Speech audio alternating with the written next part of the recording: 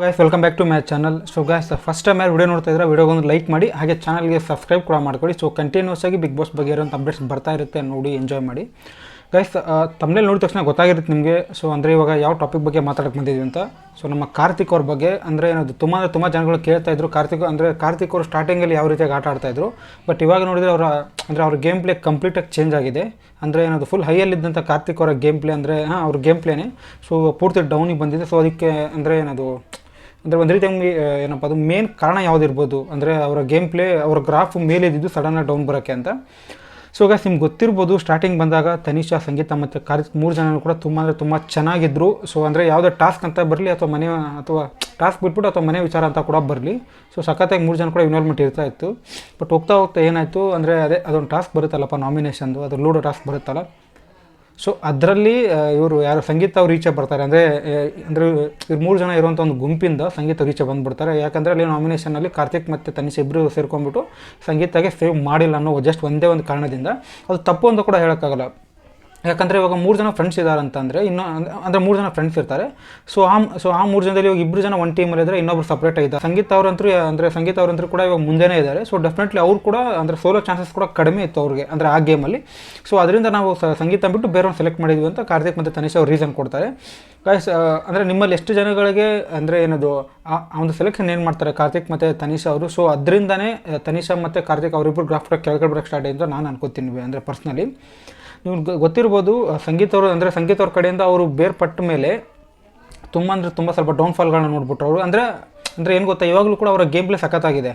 But ಅಂದರೆ ಏನದು ಮನೆಯಲ್ಲಿ ಪ್ರೆಸೆನ್ಸ್ ಅಂತ ಏನು ಬರ್ತಾ ಇತ್ತಲ್ವ, ಸೊ ಅದು ಅಂತೂ ಕಂಪ್ಲೀಟಾಗಿ ಡೌನ್ ಆಗಿದೆ.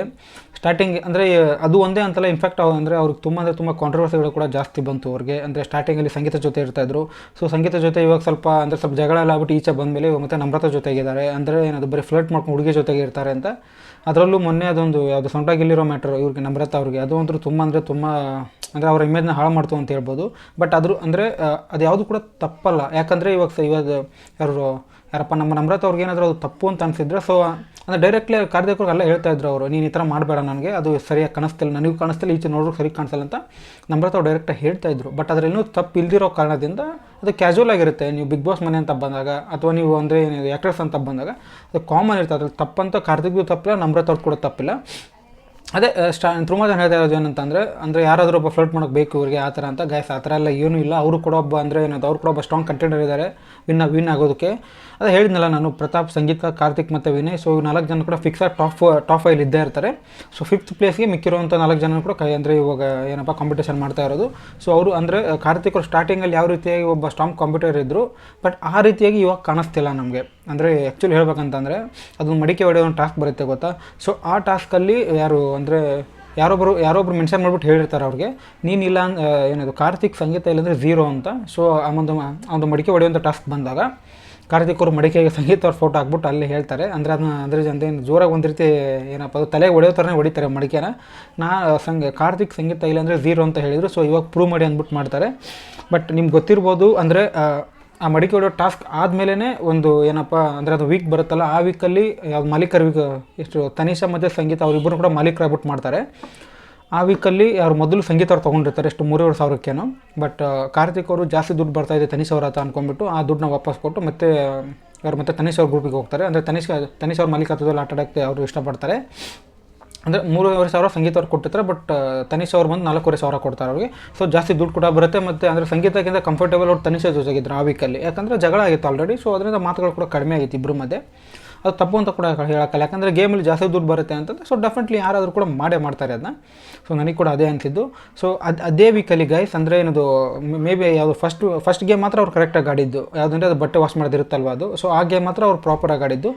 ಆ ಗೇಮಲ್ಲಿ ಅವ್ರಿಗೆ ಬೆನ್ನು ಕೂಡ ಸ್ಟಾರ್ಟ್ ಆಗಿಬಿಡುತ್ತೆ. ಸೊ ಅಂದರೆ ಅದರಿಂದಾಗಿ ಕಂಪ್ಲೀಟಾಗಿ ಆ ವೀಕಲ್ಲಿ ಆಟ ಆಡೋಕ್ಕಾಗಲ್ಲ ಅವರು. ಸೊ ಗೈಸ್ ಅಂದರೆ ಏನು ಗೊತ್ತಾ, ಈಗ ಫಿಸಿಕಲಿ ಸ್ಟ್ರಾಂಗ್ ಇರೋರಿಗೆ, ಸೊ ಫಿಸಿಕಲಿ ಯಾವುದಾದ್ರೂ ಒಂದು ಪಾರ್ಟಿಗೆ ಏಟಾಯಿತು ಅಂತಂದರೆ ಅವರ ಫಿಸಿಕಲ್ ಗೇಮ್ ಕಂಪ್ಲೀಟಾಗಿ 0 ಆಗೋಗುತ್ತೆ. ಅದಕ್ಕೆ ಬೆಸ್ಟ್ ಎಕ್ಸಾಂಪಲ್ ಅಂದರೆ ಕಾರ್ತಿಕ್ ಅವರು. ಅದು ಒಂದೇ ಅಂತಲ್ಲ, ಅಂದರೆ ಏನು ತುಂಬ ಗೇಮ್ಗಳಲ್ಲಿ ಅವ್ರಿಗೆ ಅದೇ ರೀತಿಯಾಗಿದೆ. ಬಟ್ ಇನ್ಫ್ಯಾಕ್ಟ್ ಅಂದರೆ ಲಾಸ್ಟ್ ವೀಕ್ ಹೇಳಬೇಕಂತಂದರೆ, ಲಾಸ್ಟ್ ವೀಕಲ್ಲಿ ಅಂದರೆ ಎಲ್ರಿಗೂ ಗೊತ್ತಿತ್ತು, ಅಂದರೆ ಅಲ್ಲಿರುವಂಥ ಎಲ್ಲ ಟಾಸ್ಕ್ಗಳು ಕೂಡ ವಿನಯ್ ಮತ್ತು ಕಾರ್ತಿಕ್ ಅವರು ಅಂದರೆ ಕಾರ್ತಿಕ್ ವಿನಯ್ ಇಬ್ಬರು ಇದ್ದಿದ್ದರೆ ಸೊ ಯಾವ ರೀತಿ ಇದೆ ಇವಾಗ ಈಸಿಯಾಗಿ ಅದೆಲ್ಲ ಗೇಮ್ಗಳು ಆಡಿ ಅವರು ಗೆಲ್ತಾಯಿದ್ರು. ಅದರಿಂದಾಗಿಯೇ ಮನೆಯವ್ರು ಯಾರೂ ಕೂಡ ಅವ್ರನ್ನ ಸೆಲೆಕ್ಟ್ ಮಾಡ್ಕೊಳ್ಳಿಲ್ಲ ಲಾಸ್ಟ್ ವೀಕಲ್ಲಿ. ಜಸ್ಟ್ ಕಾರ್ತಿಕ್ ಅವ್ರು ಸಿಕ್ಕಿದ್ದು ಬಂದು ಎಷ್ಟು 2 ಗೇಮ್ ಅಷ್ಟೇ ಆಡ್ತಾರೆ ಕಾರ್ತಿಕ್ ಅವರು, ಮತ್ತು ವಿನಯ್ ಅವ್ರು ಬಂದು ಜಸ್ಟ್ ಅಷ್ಟು 3 ಅಥವಾ 4 ಗೇಮ್. ಅದು ಅಂದರೆ ವಿನಯ್ ಅವ್ರಿಗೆ ಅಷ್ಟೊಂದು ಗೇಮ್ ಆಡೋಕ್ಕೆ ಏನಕ್ಕೆ ಚಾನ್ಸ್ ಸಿಕ್ತು ಅಂತಂದರೆ ಮೈಕಲ್ ಕೊಟ್ಟಿದ್ನಲ್ಲಪ್ಪ ಒಂದು ಏನದು ಸ್ಪೆಷಲ್ ಅಧಿಕಾರ, ಅದರಿಂದಾಗಿ ಅವ್ರು 2 ಗೇಮ್ ಅಷ್ಟೇ ಸಿಕ್ತು. ಅದು ಕೂಡ ಇಲ್ಲ ಅಂತಿದ್ರೆ ಸೊ ವಿನಯ್ ಕೂಡ ಡೆಫಿನೆಟ್ಲಿ 2 ಗೇಮ್ ಮಾಡ್ತಾಯಿದ್ದ. ಕಾರ್ತಿಕ್ ಅವ್ರು ಕೂಡ ಅವರು ಕೂಡ 2 ಗೇಮ್ ಮಾಡಿದ್ದು. ಅಂದರೆ ಆಡಿರೋಂಥ 2 ಗೇಮಲ್ಲಿ ಇಬ್ಬರು ಕೂಡ ಚೆನ್ನಾಗಿ ಆಟ ಇದ್ದಾರೆ. ಅಂದರೆ ಇಬ್ಬರು ಕೂಡ ಏನು ಫುಲ್ ಹೋಗಿ ಆಡಿದ್ದಾರೆ ಅಂತಲ್ಲ. ಇನ್ಫ್ಯಾಕ್ಟ್ ತುಕಲ್ ಸಂತೋಷ್ ಅವ್ರಿಗೆ ಜಾಸ್ತಿ ಸಿಕ್ಕರೂ ಕೂಡ ಯಾರು ಕಾರ್ತಿಕ್ ವಿನಯಕ್ಕಿಂತ ತುಕಲ್ಲಿ ಪಾಯಿಂಟ್ಸ್ ಕಡಿಮೆ ಇತ್ತು. ಅದನ್ನ ಅವ್ರು ಕೂಡ ಜೈಲಿಗೆ ಹೋದರು. ಗೈಸ್ ನೀವು ನೋಡಿರ್ಬೋದು, ಇನ್ಫ್ಯಾಕ್ಟ್ ನಮ್ಮ ಕಿಚಾ ಸುದೀಪ್ ಅವರು ಕೂಡ ಕಾರ್ತಿಕ್ ಅವ್ರನ್ನ ಟಾರ್ಗೆಟ್ ಮಾಡಿ ಮಾತಾಡ್ತಾರಲ್ಲಿ. ಸೊ ನಿಮ್ಗೇನು ಅನಿಸುತ್ತೆ ಅದ್ರ ಬಗ್ಗೆ? ಇನ್ಫ್ಯಾಕ್ಟ್ ಅಲ್ಲಿ ಶನಿ ಅಂತ ಹೇಳಿದ್ದು ಬಂದು ವರ್ತು ಸಂತೋಷ್ ಅವರು ಕೂಡ ಶನಿ ಅಂತ ಹೇಳ್ತಾರೆ, ಕಾರ್ತಿಕ್ ಅವರು ಕೂಡ ಶನಿ ಅಂತ ಹೇಳ್ತಾರೆ. ಬಟ್ ಅಂದರೆ ಅಲ್ಲಿ ಹೈಲೈಟ್ಸಾಗಿ ಕಾಣಿಸಿರೋದು ಏನಂತ ಅಂದರೆ ಮೊದಲನೇದಾಗಿ ಕಾರ್ತಿಕ್ ಅವರೇ ಕೇಳ್ತಾರೆ ವರ್ತು ಸಂತೋಷ್ ಅವ್ರನ್ನ, ನಿಮ್ಮ ಪ್ರಕಾರ ಈ ಮನೆ ಶನಿ ಯಾರು ಅಂತ. ಅದಕ್ಕೆ ಮೊದಲನೇದಾಗಿ ಇವರು ವರ್ತು ಸಂತೋಷ್ ಅವ್ರು ಬಂದು ವಿನಯ್ ಅಂತ ಹೇಳ್ತಾರೆ. ಕಾರ್ತಿಕ್ ಅಂದರೆ ಅದೊಂದೇ ಒಂದು ಮಾತಿಗೆ ಓಕೆ ಅಂದ್ಬಿಟ್ಟು ಅದನ್ನ ಅಲ್ಲೇ ಮುಗಿಸಿದ್ರೆ ಅದು ಕಾರ್ತಿಕ್ ಮೇಲ್ಗಡೆ ಬರ್ತಾ ಇದ್ದಿಲ್ಲ. ಅಂದರೆ ಅದೊಂದು ಆರೋಪ ಏನು ಬಂದಿದೆ ಇವಾಗ. ಬಟ್ ಕಾರ್ತಿಕ್ ಅವ್ರು ಮತ್ತೆ ವಾಪಸ್ ಕೇಳ್ತಾರೆ ಅವ್ರನ್ನ ಬಿಟ್ಟು ಅಂತ. ಆ ಟೈಮಲ್ಲಿ ಹೊರತು ಸಂತೋಷ್ ಅವರು ನಮ್ರತಾ ಅಂತ ಹೇಳ್ತಾರೆ. ಕಾರ್ತಿಕ್ ಅವರು ಅಂದರೆ ಸೆಕೆಂಡ್ ನೇಮ್ ಹೇಳಿದ ಮೇಲೂ ಕೂಡ ಅದಕ್ಕೂ ಅದು ಅಂದರೆ ಆ ಮ್ಯಾಟ್ರ್ ಅಲ್ಲಿಗೆ ಬಿಡೋದಿಲ್ಲ, ಮತ್ತೆ ಕೇಳ್ತಾರೆ ಅವ್ರನ್ನ ಬಿಟ್ಟು ಯಾರು ಅಂತ. ಅವಾಗ ಅಂದರೆ ಥರ್ಡ್ ಒನ್ನು ಯಾರು ವರ್ತು ಸಂತೋಷ್ ಅವ್ರು ಹೇಳೋದು ಯಾವ ರೀತಿ ಅಂತಂದರೆ ಇವಾಗ ಯಾರು ಸಂಗೀತನ ಅಂತ ಈ ಥರ ಅಂದರೆ ಕ್ವಶನ್ ಬರೋ ಥರ ಕೇಳ್ತಾರೆ ಅವರು. ಅವಾಗ ನಮ್ಮ ಕಾರ್ತಿಕ್ ಅವರು ಓಕೆ ಅಂದ್ಬಿಟ್ಟು ಆಮೇಲೆ ಮತ್ತೆ ಒಂದು ಟೈಮ್ ಅವ್ರು ಹೇಳ್ತಾರೆ ಈ ಮನೆಯ ಶನಿಗ್ರಹ ಬಂದು ಸಂಗೀತ ಅವರು, ಯಾಕಂತಂದರೆ ಏನದು ಎಲ್ಲ ಮನೆಯವರು ಕೂಡ ಅವರೇ ಹಾಳು ಮಾಡ್ತಾಯಿದ್ದಾರೆ ಅಂತ. ಗೈಸ್ ಇದಿಷ್ಟು ಜನಗಳಿಗೆ ಸರಿ ಅನಿಸಿತ್ತು ಅದು ಒಂದು ಮಾತು ಅವ್ರು ಹೇಳಿರೋದು. ಸೊ ಅದರಿಂದನೇ ಅಂದರೆ ಇವಾಗ ನಿನ್ನೆ ಆದಂಥ ಒಂದು ಎಪಿಸೋಡ್ ಅಂದರೆ ಸ್ಯಾಟರ್ಡೇ ಎಪಿಸೋಡು, ಅದರಲ್ಲಿ ತುಂಬ ಹರ್ಟ್ ಆಯಿತು ಅವ್ರಿಗೆ. ಯಾಕಂದರೆ ಅವ್ರು ಹೇಳಿರೋದು ಕೂಡ ನಿಜ. ಇನ್ಫ್ಯಾಕ್ಟ್ ವರ್ತೂರವ್ರು ಕೂಡ ಹೇಳಿದ್ದಾರೆ. ಬಟ್ ವರ್ತೂರವ್ರು ಫಸ್ಟ್ ಶನಿ ಯಾರು ಅಂತ ಕೇಳಿದಾಗ ಹೇಳಿದ್ದು ವಿನಯ್ ಅವ್ರ ಹೆಸರು, ಸೆಕೆಂಡ್ ನಮ್ರತಾ ತಗೋತಾರೆ. ಥರ್ಡ್ ಟೈಮಲ್ಲಿ ಕಾರ್ತಿಕ್ ಅವ್ರು ಬಿಟ್ಟಿಲ್ಲ ಅನ್ನೋ ಕಾರಣದಿಂದಾಗಿ ಅವ್ರು ಹೇಳಿದ್ದು. ಅಂದರೆ ಅದು ಕೂಡ ಅವರು ಅಂದರೆ ಇವಾಗ ಅಂದರೆ ವಿನಯ್ ನಮ್ರತಾ ಹೆಸರು ಯಾವ ರೀತಿಯಾಗಿ ಹೇಳಿದ್ರು, ಸೊ ಆ ರೀತಿಯಾಗಿ ಹೇಳಿಲ್ಲ. ಅಲ್ಲೂ ಕೂಡ ಸಂಗೀತಾನ ಅಂತ ಕೇಳ್ತಾರೆ ಕಾರ್ತಿಕ್ ಅವ್ರಿಗೆ. ಸೊ ಅದರಿಂದ ಏನು ಅನ್ನಿಸ್ತು, ಕಾರ್ತಿಕ್ ಅವರೇ ಆ ಹೆಸರನ್ನ ಹೇಳಿದ್ದು ಅಂತ ಎಲ್ಲರೂ ಕೂಡ ಅನ್ಕೋತಾರೆ. ಗೈಸ್ ಅಂದರೆ ಇದು ಎಷ್ಟು ಜನಕ್ಕೆ ಸರಿ ಅನಿಸುತ್ತೆ, ಎಷ್ಟು ಜನಕ್ಕೆ ತಪ್ಪು ಅನಿಸುತ್ತೆ. ಅದೇ ಅಂದರೆ ಏನದು ಇವಾಗ ಸಂಗೀತ ಅವ್ರ ಕಡೆಯಿಂದ ಇವ್ರು ಈಚೆ ಬಂದಮೇಲೆ ಸೊ ಕಾರ್ತಿಕ್ ಅವ್ರ ಗೇಮ್ ಪ್ಲೇ ಕಡಿಮೆ ಆಗಿದೆ. ಅಂದರೆ ಇವಾಗ ಕಾರ್ತಿಕ್ ಅವ್ರ ಆಟ ಕಡಿಮೆ ಆಗಿರೋದು ಸಂಗೀತ ಅವರು ಬಿಟ್ಟು ಹೋಗಿದ್ದೆ ಅಂತಾನೆ ಅಂತ ಅಂದ್ಬಿಟ್ಟು ಎಷ್ಟು ಜನಗಳು ಒಪ್ಕೋತೀರಾ ಅದು ಕೂಡ ಕಮೆಂಟ್ ಬಾಕ್ಸಲ್ಲಿ ತಿಳಿಸಿ. ನನ್ನ ಪ್ರಕಾರ ಅವ್ರು 3 ಜನಗಳು ಚೆನ್ನಾಗಿದ್ದಾಗಲೇ ಅವ್ರ ಗೇಮ್ ಪ್ಲೇ ಚೆನ್ನಾಗಿತ್ತು. ಸೊ ಅವ್ರು ಯಾವಾಗ ಬೇರೆ ಆಗ್ತಾರೆ ನೀವು ನೋಡಿರ್ಬೋದು ಕ್ಲಿಯರ್ ಆಗಂದರೆ ಅವರು ಬೇರೆ ಆದಮೇಲೆ ಸಂಗೀತ ಅವ್ರ ಗೇಮ್ ಪ್ಲೇ ಫುಲ್ ಹೈ ಹೋಗಿದೆ. ಯಾಕಂದರೆ ಸಂಗೀತ ಅವರು ಇಂಡಿವಿಜುವಲಾಗಿ ಒಬ್ಬರು ಆಡೋಕ್ಕೆ ಸ್ಟಾರ್ಟ್ ಮಾಡಿದ್ದಾರೆ. ಮೇ ಬಿ ಪ್ರತಾಪ್ ಬಂದ್ಬಿಟ್ಟು ಆಮೇಲೆ ಜಾಯ್ನ್ ಆಗ್ತಾನೆ, ಅದು ಬೇರೆ. ಸೊ ಅವ್ರು ಯಾವಾಗ ಒಬ್ಬರು ಆಡೋಕ್ಕೆ ಸ್ಟಾರ್ಟ್ ಮಾಡಿದರು ಸಂಗೀತ ಅವರು, ಸೊ ಅವರ ಗೇಮ್ ಪ್ಲೇ ಬೇರೆ ಲೆವೆಲ್ಗೆ ಹೋಯಿತು. ಸೊ ಸಖತ್ತಾಗಿ ಇವಾಗಲೂ ಕೂಡ ಆಟ ಆಡ್ತಾ ಇದ್ದಾರೆ. ಇನ್ಫ್ಯಾಕ್ಟ್ ಅವ್ರು ಟಾಪ್ 3 ಕೂಡ ಡೆಫಿನೆಟ್ಲಿ ಬರ್ತಾರೆ ಅಂತ ನಾನು ಕೂಡ ಅನ್ಕೋತಾ ಇದ್ದೀನಿ. ಬಟ್ ಗೈಸ್ ಇಲ್ಲಿ ನಾವು ಟ್ವಿಸ್ಟ್ ಏನಿರುತ್ತೆ ಗೊತ್ತಾ, ಇವರೇನು 4 ಜನ ಇದ್ದಾರಲ್ವ, ಪ್ರತಾಪ್, ಸಂಗೀತ, ವಿನಯ್ ಮತ್ತು ಕಾರ್ತಿಕ್. ನನಗೆ ಅನಿಸೋ ಪ್ರಕಾರ ಅಂದರೆ ಏನದು ಇವಾಗ ಇದು ನನ್ನ ಒಪಿನಿಯನ್ನು, ಮೇ ಬಿ ಯಾರು ಕಾರ್ತಿಕ್ ಅಥವಾ ವಿನಯ್ ಇವರಿಬ್ಬರಲ್ಲಿ ಯಾರೋ ಒಬ್ಬರು ಟಾಪ್ 2 ಇರ್ತಾರೆ, ಕಾರ್ತಿಕ್ ಅಥವಾ ವಿನಯ್. ಹಾಗೆ ಸಂಗೀತ ಅಥವಾ ಪ್ರತಾಪ್ ಇವರಿಬ್ಬರಲ್ಲಿ ಕೂಡ ಯಾರಾದರೂ ಒಬ್ಬರು ಇರ್ತಾರೆ ಟಾಪ್ 2 ಅಂತ ನನ್ನ ಗೆಸ್ ಇದೆ. ಸೊ ನೋಡೋಣ, ಫಿನಾಲೆ ಬಂದಾಗ ಡೆಫಿನೆಟ್ಲಿ ಗೊತ್ತಾಗುತ್ತೆ. ಸೊ ಅವಾಗ ಮತ್ತೆ ವೀಡಿಯೋ ಮಾಡುವಾಗ ಈ ಮ್ಯಾಟ್ರ್ ಹೇಳ್ತೇನೆ ಅಂತೆ ನಾನು. ಸೊ ಗಸ್ ನಿಮ್ಗೆ ಏನು ಅನಿಸುತ್ತೆ ಅಂದರೆ ಇವಾಗ ಎಲ್ಲರೂ ಒಬ್ಬಟ್ಟು ಕಾರ್ತಿಕ್ ಮೇಲ್ಗೆ ಟಾರ್ಗೆಟ್ ಮಾಡ್ತಿರೋದು ಅದು ಸರಿನಾ ತಪ್ಪ? ಕಾರ್ತಿಕ್ ಅವರು ಅಂದರೆ ಅಂತ ಅವರು ಕೂಡ ತಪ್ಪು ಮಾಡಿದ್ದಾರೆ, ತಪ್ಪು ಮಾಡಿಲ್ಲ ಅಂತಲ್ಲ. ಅವ್ರು ತಪ್ಪು ಮಾಡಿದ್ದಕ್ಕೇ ಇವಾಗ ಅವ್ರ ಗೇಮ್ ಪ್ಲೇ ಎಲ್ಲ ಕಡಿಮೆ ಆಗಿರೋದು.